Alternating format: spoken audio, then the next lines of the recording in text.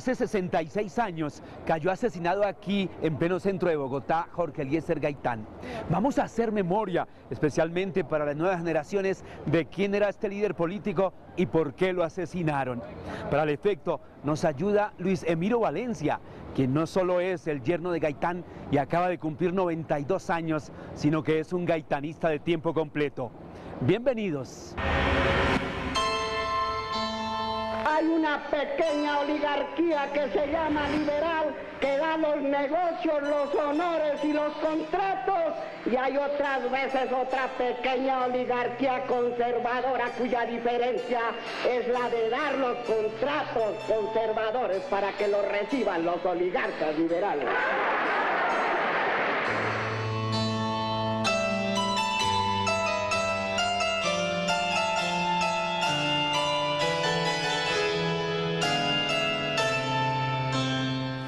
Volvamos a la parte humana profunda de Gaitán. ¿Qué dice él? Si algo me faltare, ahí está lo primero, la sombra de quien fue mi todo, la dulce maestra de escuela, hoy peregrina de la eternidad, que con su ejemplo supo enseñarme que en el mundo del bien lo imposible no es sino lo difícil, mirado por ojos donde no ha nacido la fe y muerto la esperanza.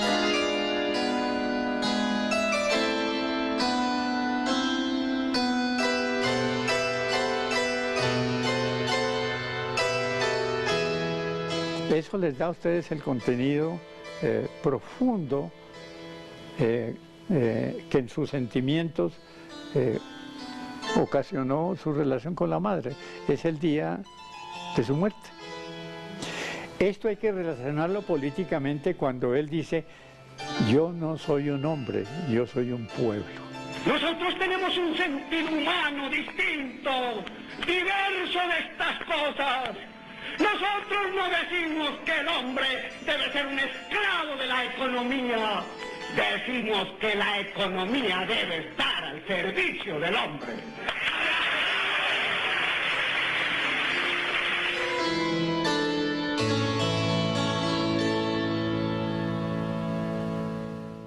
Es decir, ya encarna una visión humanista, sensible frente a la lucha política. Me parece que esa parte humana era la que yo quería resaltar. Ahora bien, desde el punto de vista de las influencias, pues sería muy largo decirlo, de 1903 a 1924, digamos, tenemos ese gran salto histórico. ¿Por qué hablamos del 24? Porque ya se gradúa. Y su pregunta, ¿por qué la madre es maestra de escuela? Porque en ese momento la persona inquieta y con cierta formación tiene la posibilidad y el acceso al trabajo. Es la mujer. Estamos hablando de 1900 y pico para poder trabajar la mujer, que era simplemente una empleada doméstica del hogar o de lo que fuera, ¿no? Muy subvalorada, sí, todavía lo es. Todavía nos damos el triunfo machista de que tengan el 30% de acceso a los puestos públicos. El 30%, ¿por qué? Si son el 51% de la población, debería ser al revés. Bueno, pero estamos en Colombia. De manera que la razón es que es un acceso al trabajo para poder comer, porque es gente pobre, y es maestra de escuela, y estudia, y es muy valiosa desde el punto de vista de su docencia. Dejó gente formada, principalmente sus hijos, y principalmente a Gaitán.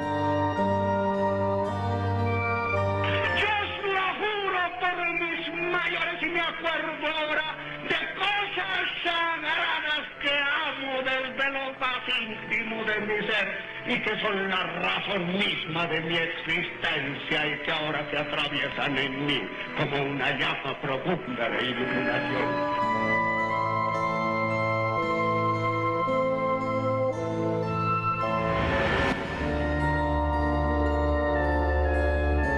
¿Te parece que no era tan tierno como la madre para ser benévolos? Pero sin embargo tenía una librería de viejo, ¿no? Y ese fue una mina para Gaitán, ¿no? Y sus hermanos, 6 hermanos, una hermana médica, en fin. Pero él era muy independiente, muy díscolo, y esa pobreza la vivió. Estudiaba, por ejemplo, con la luz del Capitolio en los corredores, porque había dificultades en la casa cuando cortaban la luz. Había que estudiar con vela. En fin, todo eso lo fue disciplinando y fue entendiendo el problema. Él nació y vivió culturalmente en el barrio de Las Cruces, que no era tan deteriorado como ahora, ¿no? Porque Santa Bárbara, Belén, Las Cruces, cuando yo nací, entre los años 22 y año 30 más o menos, era un barrio parecido al Teusaquillo de hace unos 10 años, de clase media que fue alta y con la crisis del 30 y el 29 quedó pobre o en dificultades. Entonces se asilaron un poco en el barrio de Santa Bárbara, muy cerca a Palacio, muy cerca al poder, muy cerca a sus saudades, ¿no? Hoy es otra cosa, ¿no? Naturalmente han pasado muchos años, pero ahí nació Gaitán.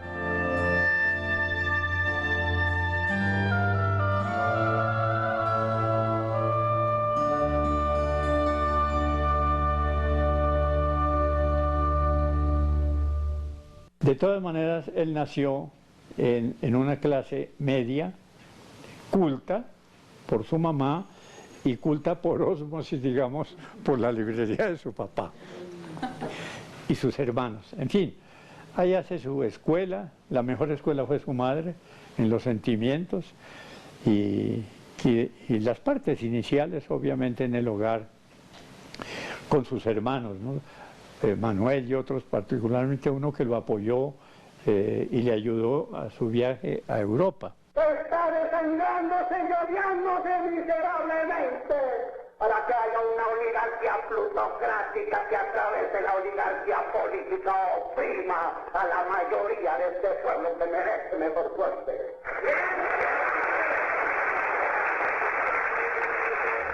Termina su secundaria y tal, y entra a la Universidad Nacional y estudia, y siempre muy inquieto, muy juicioso, ¿no? Si uno ve lo que quedó del despojo de su biblioteca, ¿no? Fue saqueada en gran parte, pero si uno mira la biblioteca original, los textos de Jorge Eliezer Gaitán, ve la sed y la pasión por el conocimiento. Sobre todo si uno mira esos momentos, ¿no? Donde Marx, Engels, bueno, todas las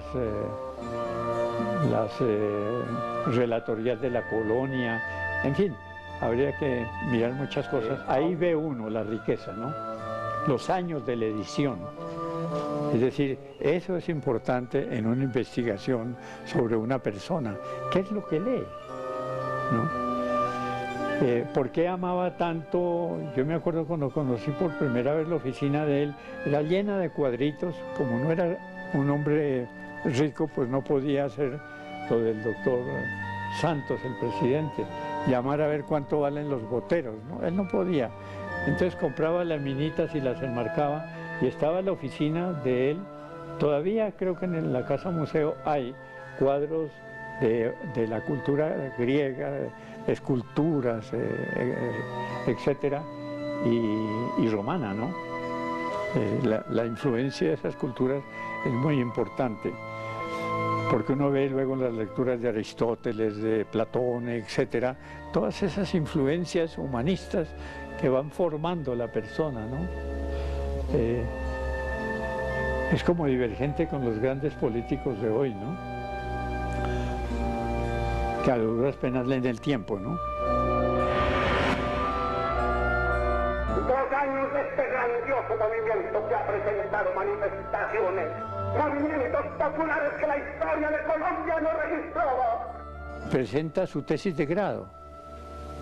Primer elemento fundamental ideológicamente. ¿Cómo se llama? Las ideas socialistas en Colombia, 1924. Que si ustedes tienen la curiosidad de leerla o si la han leído, pueden mirar todas las citas que hace, los nombres. Entonces no es un afán de erudición, es para mostrar que ha leído. Bueno, la presentación que hace el presidente de la tesis es bastante aleccionadora. Estamos pensando en un muchacho de 20 y tantos años que se atreve a escribir semejante cosa en 1924. Imagínense ustedes que apenas en el siglo XVIII Schmitt nos habló del capitalismo, con Ricardo, Stuart Mill y demás, y que hasta 1917 esas tesis de Marx, del Manifiesto Comunista, se ponen presentes en Lenin, ¿no? Él lee todo eso, pero hay una cosa que vale la pena anotar. Quizá por la influencia del positivismo, él no es dogmático. Entonces entiende el marxismo, como lo entendió Antonio García, como un instrumento de pensamiento, pero no como una iglesia, con santos, apóstoles, apóstatas, sino como un instrumento de pensamiento. Yo comulgo con esa idea, ¿no? El marxismo es muy respetable como instrumento de pensamiento, pero no es el fin del pensamiento humano. Y no somos deterministas. Es decir, lo económico es muy importante, claro, pero no determina, condiciona, que es distinto. Hay un momento en la historia en que puede ser muy importante la religión, el sexo, en fin, tantas cosas que pueden condicionar, pero no determinar. De manera que en ese sentido es importante recalcar cómo toman el marxismo como un instrumento de pensamiento. Por eso los dogmáticos no entienden eso, ¿no? Ya volvemos con Hagamos Memoria.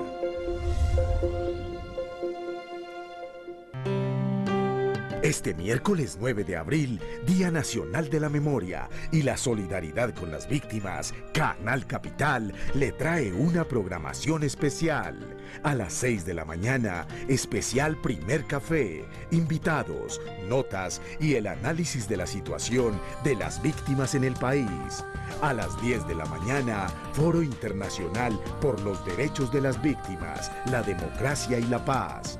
12 del día, especial Noticias Capital, Día Nacional de la Memoria y la solidaridad con las víctimas. A la 1 de la tarde, especial Hagamos Memoria, Jorge Eliezer Gaitán. A las 3 de la tarde, gran movilización, Día Nacional de la Memoria y la solidaridad con las víctimas. A las 7 de la noche, concierto Orquesta Filarmónica de Bogotá. Y a las 10 de la noche, especial Hagamos Memoria, Corriente de Renovación Socialista, Canal Capital. 2 años haciendo televisión más humana.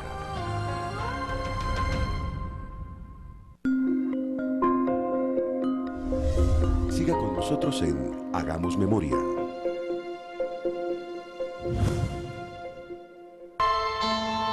Yo no soy yo personalmente, yo soy un pueblo que me sigue, porque se sigue a sí mismo cuando me sigue a mí, pero he interpretado.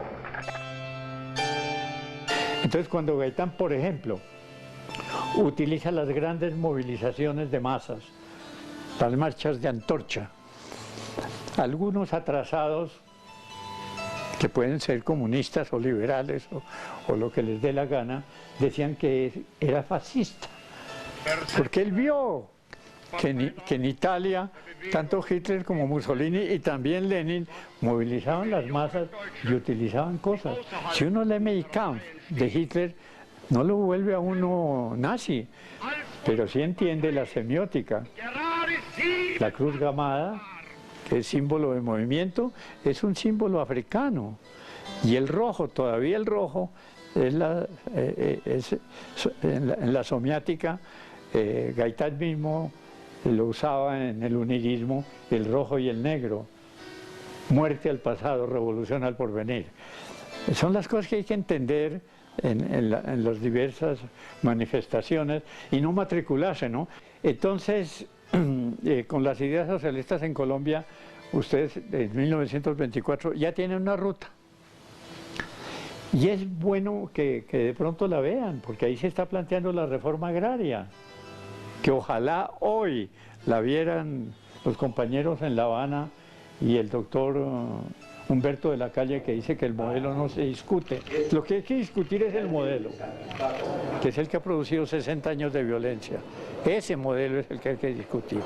Y elementos de ese modelo, para sustituirlo, volvemos al pensamiento de Martí.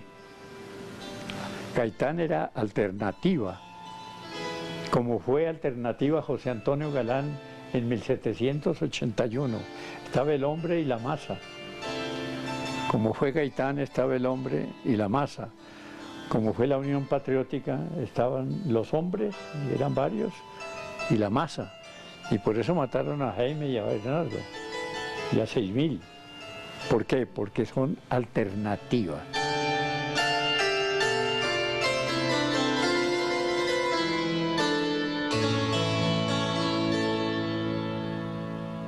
Y he tenido ciertas dificultades con algunas personas, y es conmemorar el 9 de abril, claro que hay que conmemorarlo, ¿no? ¿Quién mató a Gaitán? Él lo preguntaba a la Universidad Nacional en los 60 años, el libro grande, ¿no? Lo que hay que preguntar es ¿por qué lo mataron? ¿Por qué mataron a Bernardo Jaramillo y a Jaime Pardo y a 6.000 compañeros de la Unión Patriótica? ¿Por qué mataron a José Antonio Galán y le quitaron la cabeza y los brazos? Echaron sal en la tierra donde nació. Porque Galán y 20.000 hombres estaban aquí en el Puente del Común. Y si no lo traicionan, se toman Santa Fe de Bogotá y la traición de Caballero y Góngora. Y si se toman eso, como años después, en 1852-54, las sociedades democráticas y las guardias artesanales si hubieran tomado el poder, Colombia sería otra cosa. Hubiera sido la primera nación, si no socialista, por lo menos de gobierno realmente democrático y popular. Pero en fin, una cosa es una cosa y otra cosa es la historia, ¿no? ¡Nos están engañando las oligarquías! ¡En pie vosotros los oprimidos y engañados de siempre! ¡En pie vosotros los que sabéis sentir y no tenéis la frialdad dolosa de los académicos! Después de su tesis de grado, hace política en el Partido Liberal, siempre como disidente. Y uno se pregunta, ¿pero por qué disidente y por qué milita en el Partido Liberal? Pues porque en el Partido Liberal estaba, digamos, la respuesta al pensamiento feudal del Partido Conservador. Y tenía elementos de la Revolución Francesa, ¿no? La libertad. En ese sentido, Gaitán, como Antonio García, nunca fueron comunistas, pero tampoco fueron anticomunistas. Entendían que era una posición de la cual se discrepaba. ¿Por qué? Porque amaban la libertad. La libertad es el liberalismo, no el Partido Liberal, sino los elementos fundamentales de la Revolución Francesa. Gaitán milita en el Partido Liberal como disidente. En Roma obtiene su tesis cum laude sobre la premeditación en el delito. Su profesor Enrico Ferri estudia Garófalo, en fin, lo más avanzado de las ciencias penales, y regresa. Y regresa con un gran prestigio. Y hace cosas espectaculares, porque él es espectacular. Como si yo pudiera hablar del Partido Conservador por la sangre derramada vilmente del general Durán. Como si yo pudiera hablar del Partido Conservador por la sangre de las bananeras o la sangre de los obreros sacrificados en Barranca o en Bogotá.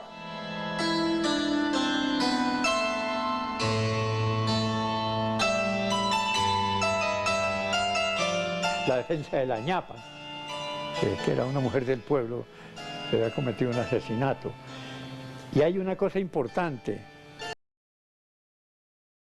en el tiempo, ¿no? 2 años de este grandioso movimiento que ha presentado manifestaciones, movimientos populares que la historia de Colombia no registraba. Presenta su tesis de grado. Primer elemento fundamental ideológicamente. ¿Cómo se llama? Las ideas socialistas en Colombia, 1924. Que si ustedes tienen la curiosidad de leerla o si la han leído, pueden mirar todas las citas que hace, los nombres. Entonces no es un afán de erudición, es para mostrar que ha leído.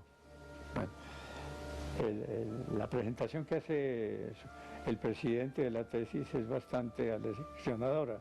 Estamos pensando en un muchacho de 20 y tantos años que se atreve a escribir semejante cosa en 1924. Imagínense ustedes que apenas en el siglo XVIII Schmitt nos habló del capitalismo, con Ricardo, Stuart Mill y demás, y que hasta 1917 esas tesis de Marx, el Manifiesto Comunista, se ponen presentes en Lenin, ¿no? Él lee todo eso, pero hay una cosa que vale la pena anotar.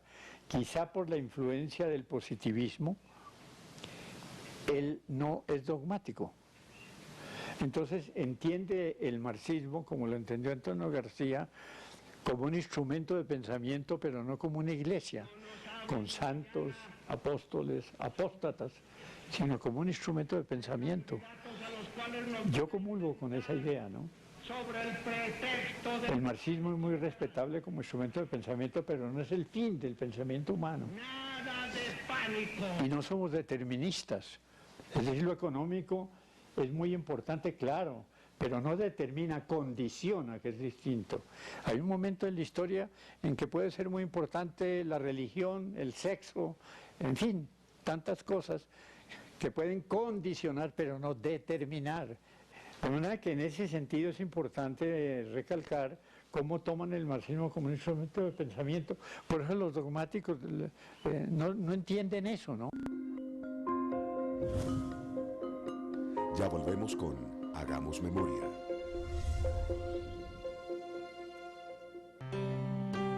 Este miércoles 9 de abril, Día Nacional de la Memoria y la solidaridad con las víctimas, Canal Capital le trae una programación especial. A las 6 de la mañana, especial Primer Café, invitados, notas y el análisis de la situación de las víctimas en el país. A las 10 de la mañana, Foro Internacional por los Derechos de las Víctimas, la Democracia y la Paz. 12 del día, especial Noticias Capital, Día Nacional de la Memoria y la solidaridad con las víctimas. A la 1 de la tarde, especial Hagamos Memoria, Jorge Eliezer Gaitán. A las 3 de la tarde, gran movilización, Día Nacional de la Memoria y la solidaridad con las víctimas. A las 7 de la noche, concierto Orquesta Filarmónica de Bogotá. Y a las 10 de la noche, especial Hagamos Memoria, Corriente de Renovación Socialista, Canal Capital, 2 años haciendo televisión más humana.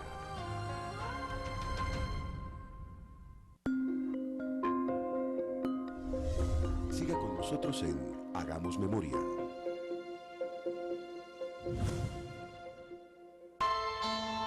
Yo no soy yo personalmente, yo soy un pueblo que me sigue, porque se sigue a sí mismo cuando me sigue a mí, pero he interpretado.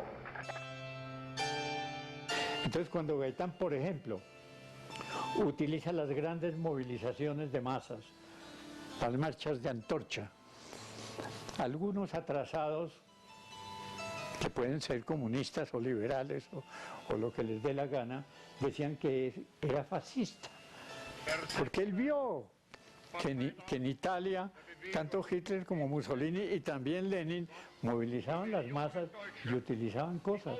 Si uno lee Mein Kampf de Hitler, no lo vuelve a uno nazi, pero sí entiende la semiótica. La cruz gamada, que es símbolo de movimiento, es un símbolo africano. Y el rojo, todavía el rojo, en la somiática, Gaitán mismo lo usaba en el unirismo, el rojo y el negro. Muerte al pasado, revolución al porvenir. Son las cosas que hay que entender en las diversas manifestaciones y no matricularse, ¿no? Entonces, con las ideas socialistas en Colombia, ustedes en 1924 ya tienen una ruta. Y es bueno que de pronto la vean, porque ahí se está planteando la reforma agraria, que ojalá hoy la vieran los compañeros en La Habana y el doctor Humberto de la Calle, que dice que el modelo no se discute. Lo que hay que discutir es el modelo, que es el que ha producido 60 años de violencia. Ese modelo es el que hay que discutir. Y elementos de ese modelo, para sustituirlo, volvemos al pensamiento de Martí. Gaitán era alternativa, como fue alternativa José Antonio Galán en 1781. Estaba el hombre y la masa. Como fue Gaitán, estaba el hombre y la masa. Como fue la Unión Patriótica, estaban los hombres, y eran varios, y la masa. Y por eso mataron a Jaime y a Bernardo, y a 6.000. ¿Por qué? Porque son alternativas.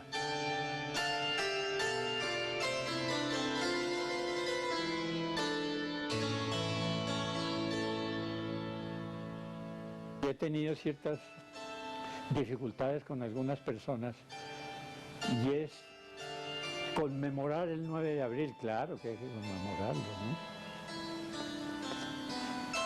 ¿Quién mató a Gaitán? Él lo preguntaba a la Universidad Nacional en los 60 años, el libro grande, ¿no? Lo que hay que preguntar es ¿por qué lo mataron? ¿Por qué mataron a Bernardo Jaramillo y a Jaime Pardo y a 6.000 compañeros de la Unión Patriótica? ¿Por qué mataron a José Antonio Galán y le quitaron la cabeza y los brazos? Echaron sal en la tierra donde nació. Porque Galán y 20.000 hombres estaban aquí en el Puente del Común. Y si no lo traicionan, se toman Santa Fe de Bogotá y la traición de Caballero y Góngora. Y si se toman eso, como años después, en 1852-54, las sociedades democráticas y las guardias artesanales, si hubieran tomado el poder, Colombia sería otra cosa. Hubiera sido la primera nación, si no socialista, por lo menos de gobierno realmente democrático y popular. Pero en fin, una cosa es una cosa y otra cosa es la historia, ¿no? Nos están engañando las oligarquías. En pie vosotros los oprimidos y engañados de siempre. En pie vosotros los que sabéis sentir y no tenéis la frialdad dolosa de los académicos. Después de su tesis de grado, hace política en el Partido Liberal, siempre como disidente. Y uno se pregunta, ¿pero por qué disidente y por qué milita en el Partido Liberal? Pues porque en el Partido Liberal estaba, digamos, la respuesta al pensamiento feudal del Partido Conservador. Y tenía elementos de la Revolución Francesa, ¿no? La libertad. En ese sentido, Gaitán, como Antonio García, nunca fueron comunistas, pero tampoco fueron anticomunistas. Entendían que era una posición de la cual se discrepaba. ¿Por qué? Porque amaban la libertad. La libertad es el liberalismo, no el Partido Liberal, sino los elementos fundamentales de la Revolución Francesa. Gaitán milita en el Partido Liberal como disidente. En Roma obtiene su tesis cum laude sobre la premeditación en el delito. Su profesor Enrico Ferri estudia Garófalo, en fin, lo más avanzado de las ciencias penales, y regresa. Y regresa con un gran prestigio. Y hace cosas espectaculares, porque él es espectacular. Como si yo pudiera hablar del Partido Conservador por la sangre derramada vilmente del general Durán. Como si yo pudiera hablar del Partido Conservador por la sangre de las bananeras o la sangre de los obreros sacrificados en Barranca o en Bogotá.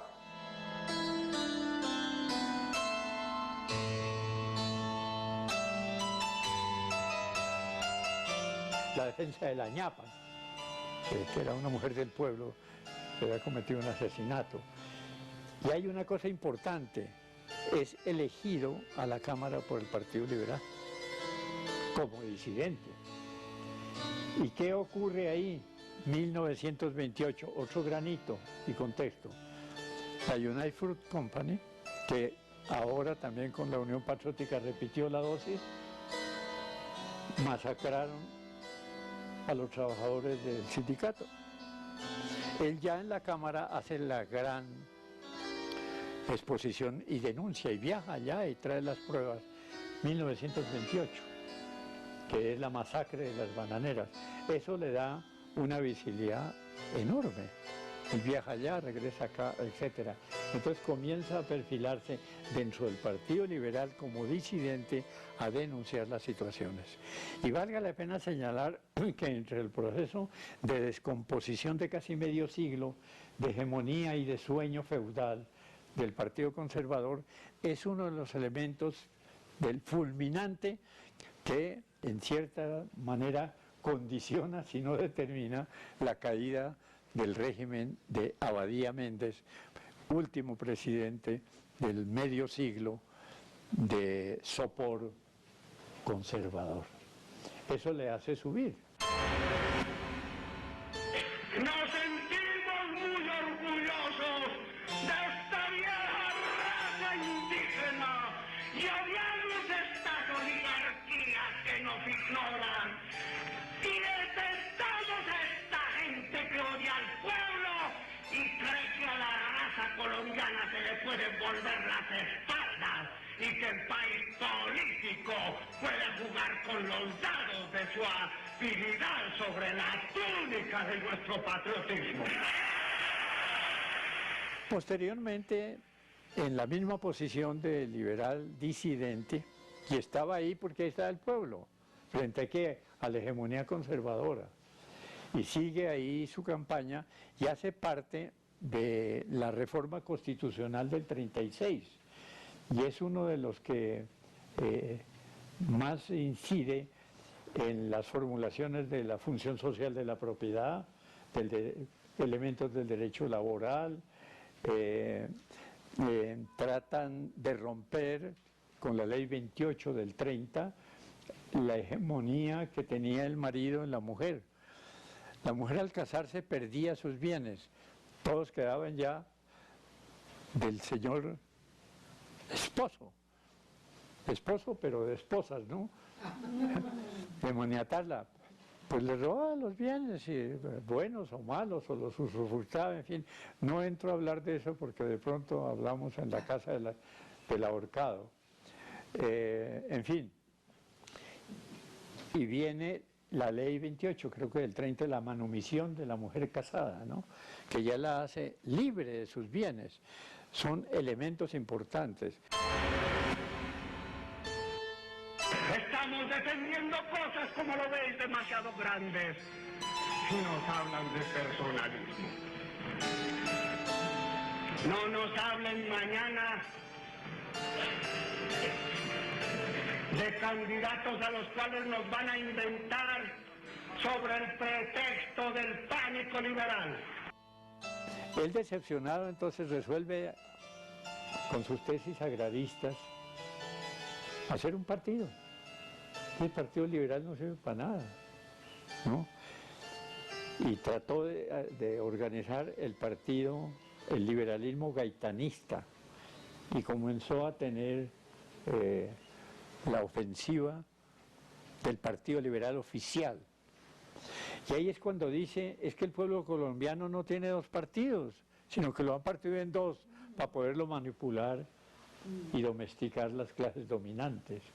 Y la clase dominante es una sola, se llama liberal o conservadora, pero allá arriba se distribuyen las tierras, los bancos y todo, y abajo ponen a pelear en las guerras civiles o en las luchas electorales al pueblo. Ese es, digamos, su leitmotiv, su gran filosofía política. Eso hay que tenerlo claro para poder entender cómo dentro del Partido Liberal es disidente y lucha contra el propio Partido Liberal, como veremos más adelante frente a López Pumarejo y frente a López hijo. Nada de pánico. El pánico se lo dejamos a la gente cobarde que no sabe sentir como nosotros, los de esta raza nuestra sentimos. Luego yo tuve la oportunidad de hablar con Juan de la Cruz Varela sobre todo eso. Juan, ¿qué era? Un campesinito boyacense, en términos coloquiales, vaciado, sin nada, como todos los campesinos aún hoy. Las marchas nos están diciendo algo, ¿no? Y entonces, ¿a qué viene ese campesino de Boyacá al oriente del Tolima y al Tolima? A buscar baldíos, porque están regalando las tierras del Estado a la oligarquía liberal y conservadora, como ahora, con los de azucareros del Valle, igualito. Y repiten lo de la colonia y la conquista, que es darle las tierras del Estado, que se llaman baldíos, a los beneméritos de la conquista, y luego a los beneméritos de la colonia, y luego a los beneméritos de la República Señorial, como ahora. ¿Qué defendían los paras? Los latifundios inclusive del ubérrimo del doctor Uribe.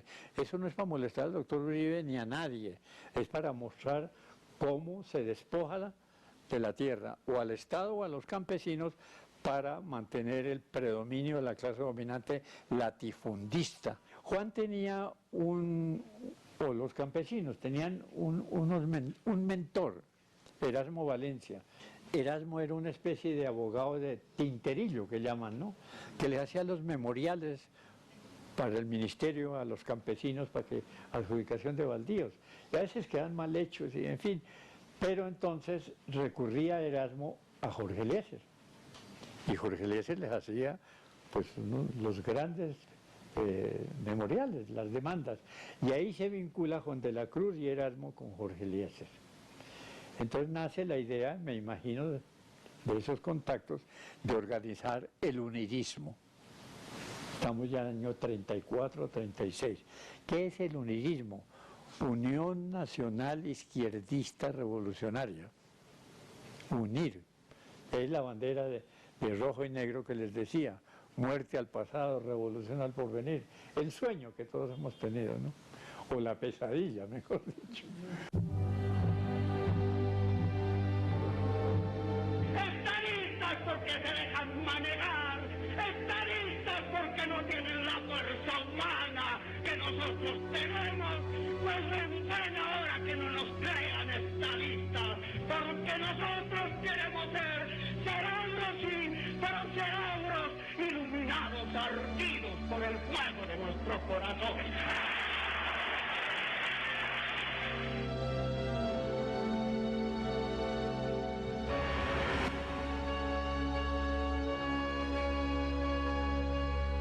Muy bien, se separa el Partido Liberal y dele. Con el imaginario, todos estos campesinos van a votar, en fin. Y se van a las elecciones. Derrota. Más o menos como la UP. Mucho tilín, tilín y muy pocas paletas, ¿no? Ahora. Y en ese momento, pues lo mismo. Entonces, ¿qué hace Gaitán? Que no era un bobo, era un soñador con ideas, pero no idealista. Dice, pues, hice el intento, no funcionó. Como decir ahora la UP, ahí hicieron el intento y entonces que seguimos ahí prendidos, entonces hay que mirar, porque está mirando, tiene Gaitán, abusando del lenguaje académico, una visión holística, es decir, integral, y teleológica, es decir, futura, tele, hacia adelante. Dice, no, sí, acabar esta cosa no va para ninguna parte, no tiene sentido, y regresa al Partido Liberal como disidente del Partido Liberal. Estamos hablando ya 1930, 34 y tal. y viene la Revolución en Marcha para quitarle las banderas. ¿Y quién es la Revolución en Marcha? Alfonso López Pumarejo, del cogollito de la oligarquía, pero muy inteligente, al fin hijo de banqueros y banquero él mismo, y ve que es necesario modernizar el país, que si no lo modernizan, Gaitán se lleve este cuento. Ya volvemos con Hagamos Memoria. Colombianita, póngase seria. ¿No ve que estoy escribiendo una propuesta para contribuir a la construcción de la paz a partir de la reparación integral a las víctimas? Esa será nuestra forma de conmemorar el Día Nacional de la Memoria y Solidaridad con las Víctimas el próximo 9 de abril. Ese día habrá cabildos abiertos en todas las asambleas del país y en el Congreso. ¿Y quiénes podemos presentar propuestas? Pues universidades, ONG, cámaras de comercio y asociaciones defensoras de víctimas. Escribe y participa.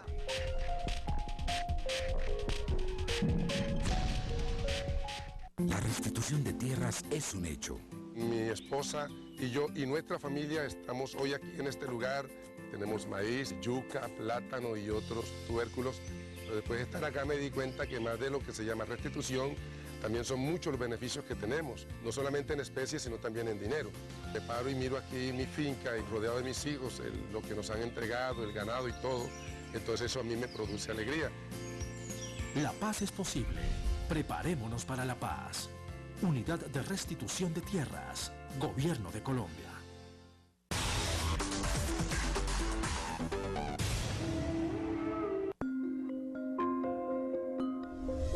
Siga con nosotros en Hagamos Memoria.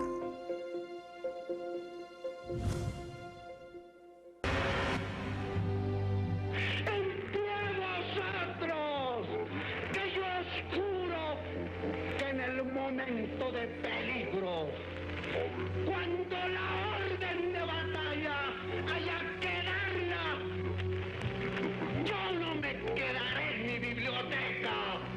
Saber que el signo de esa batalla será mi presencia en las calles a la cabeza de vosotros.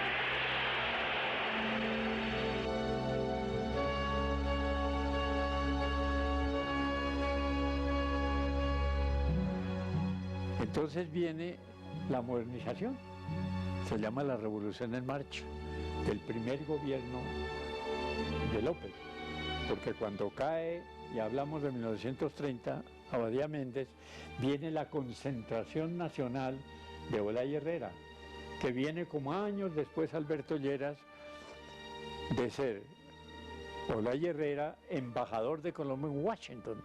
Entonces trae todo el mensaje del imperio norteamericano y logra hacer el gobierno de tránsito, y es no salir del sueño feudal conservador y arrancar, sino hacerlo muy suave, y hacen el gobierno de la concentración nacional, parecido años después, décadas después, al Frente Nacional de la Oligarquía, Laureano Gómez y Alfonso López Pumarejo.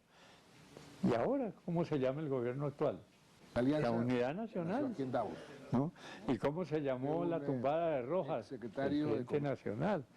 Entonces, cuando hay peligro, se unen arriba, ¿no? Y punto. Vuelve y juega.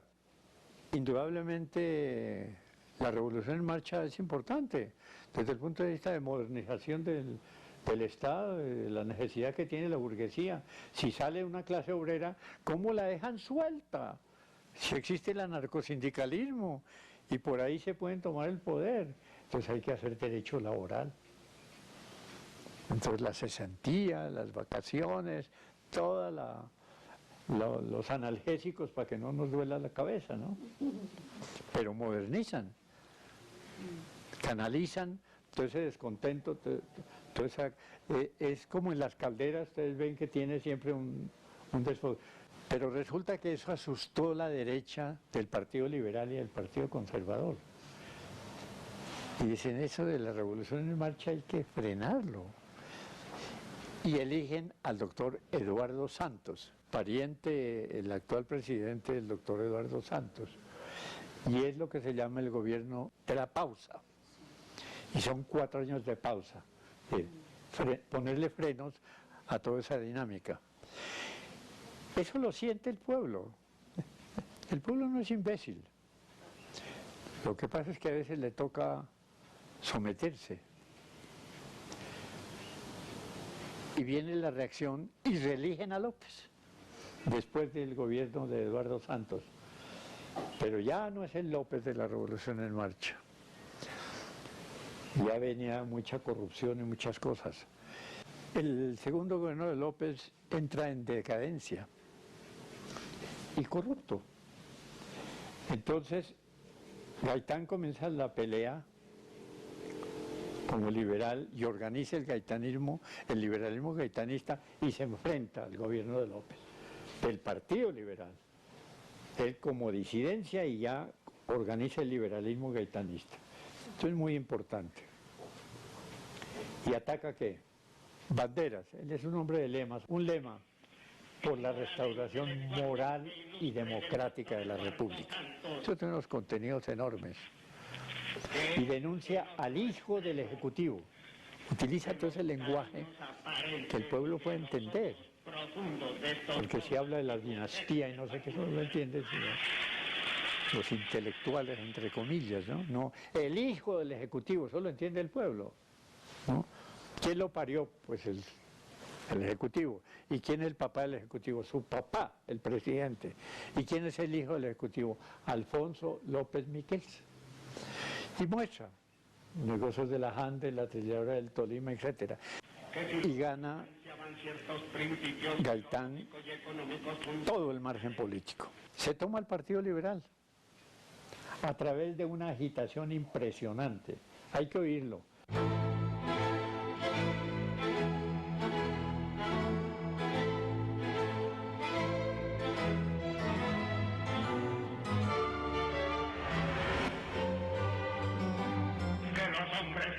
Cruzado universidades sabemos que el hombre es como las plantas, que la planta da fruta y flores no por la planta misma, sino por el surco y la tierra donde ha aprendido, y que el hombre y un pueblo no pueden ser grandes y fuertes, sino en razón de las tumbas donde tiene el alimento para su futuro.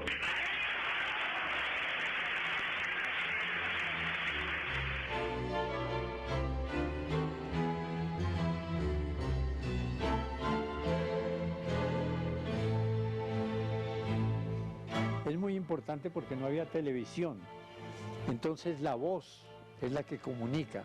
Radio Bemba, que es lo que usa el pueblo, ¿no? Radio Bemba. Un pueblo que no sabía leer casi y escribir, sabía oír. Entonces, ¿qué usó? La radio. Yo siendo muy joven, porque yo fui joven, concurrí a la Plaza de Bolívar, que había un radio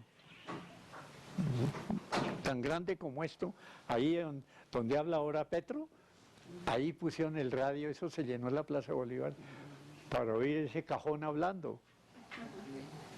Pues, 90 y pico de años son 2 siglos que he vivido, el pasado y el presente. Yo escribí en pizarra y ahora escribo en computador. Es interesante toda esa vivencia. Eso se taqueaba y el Teatro Municipal era parecido al Colón, de 4 pisos, galería, palcos y la platea. Eso se taqueaba, los estudiantes y el pueblo, todo aquí de la Perseverancia, de las cruces, de todo eso hasta afuera. Eso era, van a oír ahí algunos discursos. Pueblo por la restauración moral y democrática a la carga. La carga era su coda, como Beethoven en las sinfonías que termina ta ta ta ta, así era la carga, ¿no? ¡Pueblo! ¡Por la restauración moral! ¡Jala! ¡Pueblo! ¡Por nuestra victoria! ¡Jala! ¡Pueblo! ¡Por la derrota de la oligarquía! ¡Pueblo! ¡Por vuestra victoria! El pueblo salía y recorría la séptima y pasaba por el edificio del Tiempo, ¿no? Y ahí decían cosas, ¿no? De patria, pero nunca ni un vidrio roto. Él tenía muy disciplinado a la gente, ¿no? ¿Sabe dónde es el observatorio astronómico? ¿Sabe dónde es el Palacio de Nariño? Al norte, 10 metros. Fue destruido. Los gobiernos liberales y conservadores. Así como destruyeron la casa de Galán, José Antonio, en 1781, y le echaron sal para que no creciera la hierba donde nació. Ya volvemos con Hagamos Memoria. ¿Y qué ves en esta imagen? Veo todo a mitad de precio. Voy a poder pagar el semestre. Ok. ¿Y qué ves aquí? Pague uno y lleve dos. A poder pintar la casa como yo quería. Doctora, es que... Sabemos que te gustan los descuentos, por eso ahorra y disfruta el 10% de descuento en tu impuesto predial. Recuerda, tienes hasta el 11 de abril. Más información en www.haciendabogotá.gov.co. Aprovecha y cumple con tus impuestos para Bogotá. Secretaría de Hacienda, Alcaldía Mayor, Bogotá Humana. Mincultura informa que ya está abierta la convocatoria de estímulos 2014. Más de 12.000 millones de pesos para entregar 578 estímulos en becas, premios, pasantías y residencias artísticas a creadores, investigadores, artistas y gestores culturales. No se quede sin participar. Consulte www.mincultura.gov.co. Ministerio de Cultura, prosperidad para todos. Siga con nosotros en Hagamos Memoria. La plutocracia conservadora, que veía la transformación de las masas conservadoras hacia esta gran noción de una república nueva, ha querido con su dinero ponerse y habla de unión nacional.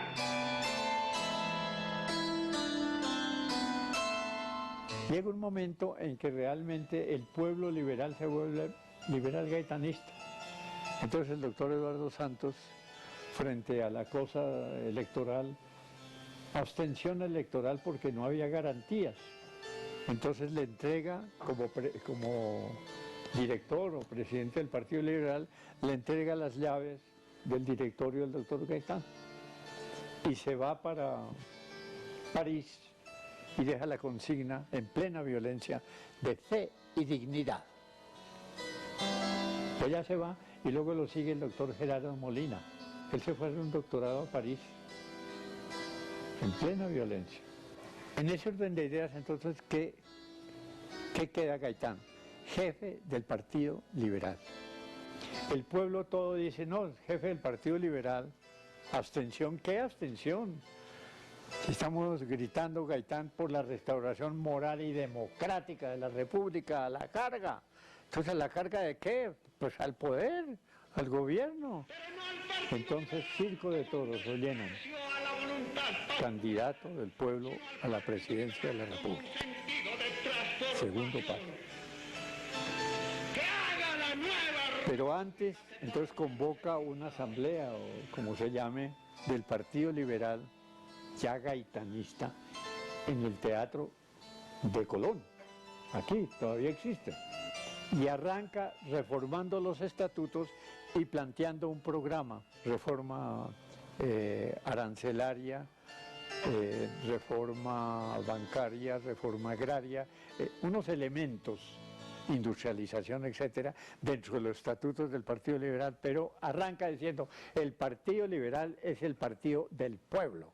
Incapacidad para detener al pueblo que me sigue, porque ellos tienen un gran desprecio por su pueblo y no lo conocen.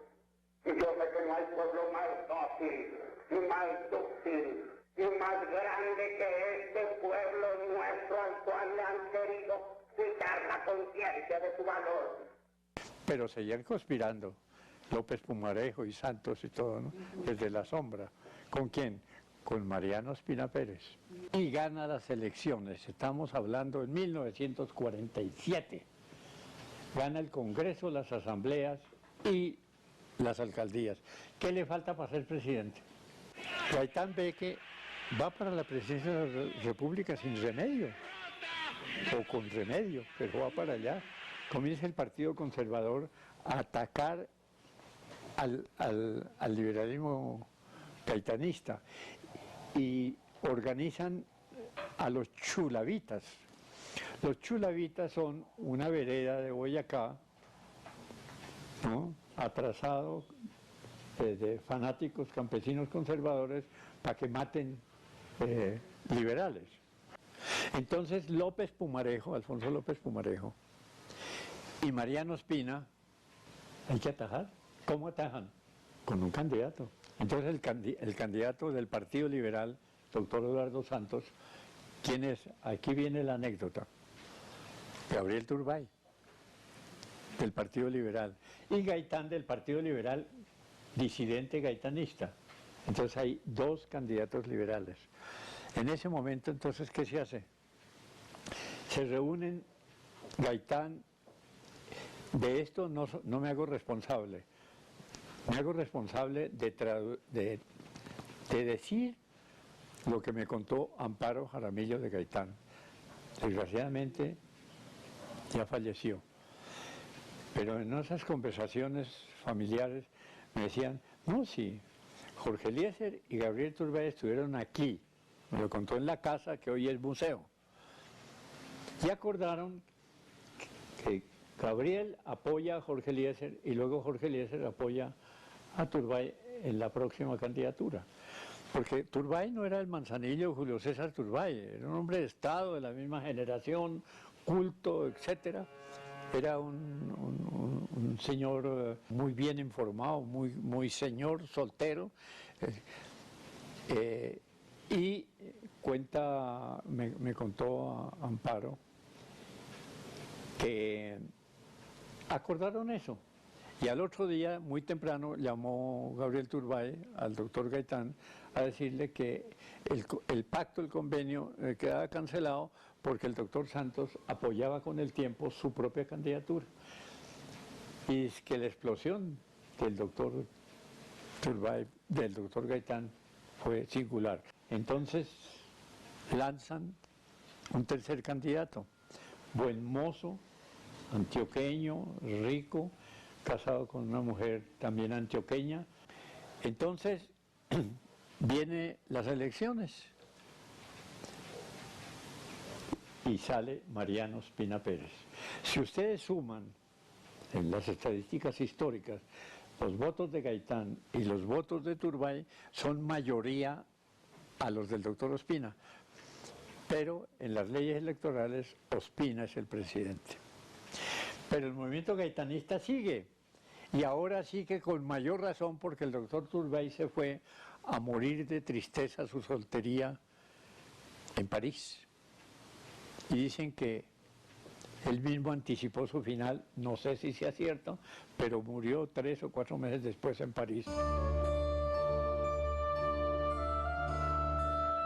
Cierto grupo reducido de la plutocracia conservadora de Medellín, que el pueblo conservador y el pueblo liberal habían empezado a entender que si los distanciaban ciertos principios filosóficos y económicos fundamentales, sin embargo, en el hecho de las costumbres políticas, habían llegado a incidir para defender intereses que les son mutuos y que les son claros. Entonces, ¿qué se hace para consolidar el gobierno de Ospina Pérez? El gobierno de minoría, la violencia. Muy importante para ustedes, la violencia institucional comienza en 1946 con los gobiernos de Mariano Ospina Pérez, continúa con el de Laureano Gómez y culmina con el de Urdaneta Arbeláez hasta 1953, el golpe militar del 13 de junio del general Rojas, que lo imponen para que entregue las guerrillas, y una vez que las entregó y las desarmó, le buscaron el pierde y así como lo pusieron, lo sacaron. ¿Y dónde están los historiadores que comienzan a decirnos que la violencia comenzó el 9 de abril de 1948? Falacia, mala fe o ignorancia. Prueba, no es una hipótesis. El Memorial de Agravios, febrero de 1947, lo presenta Jorge Eliezer Gaitán con el listado de muertos de la violencia institucional del gobierno. ¿De quién? De Ospina Pérez Mariano. Y dirige el Memorial de Agravios a él, presidente de la República. ¿Quién lo recibe? Lo recibe su secretario general, el doctor Misael Pastrana Borrero, padre del actual Pastrana en este régimen de dinastías, ¿no? Pero la violencia sobre todo contra el liberalismo gaitanista, que es la alternativa de poder, que tiene programa, etc. Y viene la violencia. Ante ese problema tan grave, viene la manifestación del silencio. Estamos hablando de 1948, febrero. No se oía sino como las alas de las aves, las banderas rojas y negras de la bandera de Colombia, nada más. Y él hizo un discurso de unos 18 a 20 minutos. Respuesta, más violencia. 17 de febrero de 1948, oración por los humildes. ¿Dónde? En el cementerio de Manizales. Respuesta, más muertos.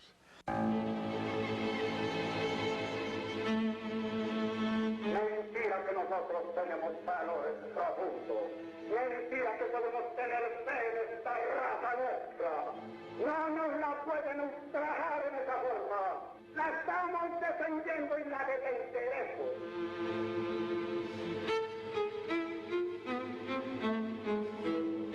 Todo el proceso de genocidios culmina el 9 de abril de 1948 con 3 balazos y el magnicidio que frustró la historia del pueblo colombiano.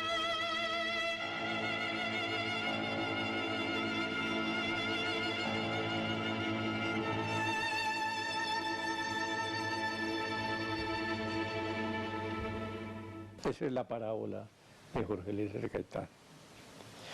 Su legado, sus discursos, sus ideas, sus conceptos, el Plan Gaitán, pero no para repetirlo,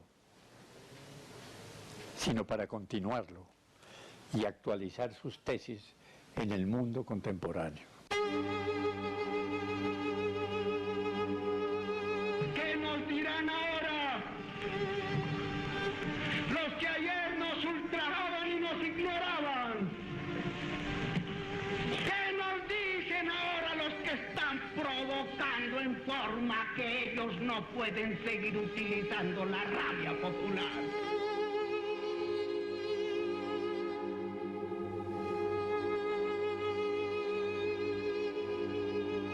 Y un día ser gobierno y poder con democracia orgánica en lo económico, social, político, cultural e internacional.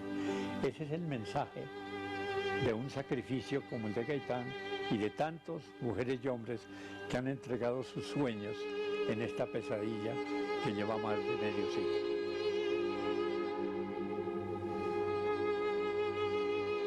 Orgullo de nuestra propia raza, veneración a nuestras tumbas,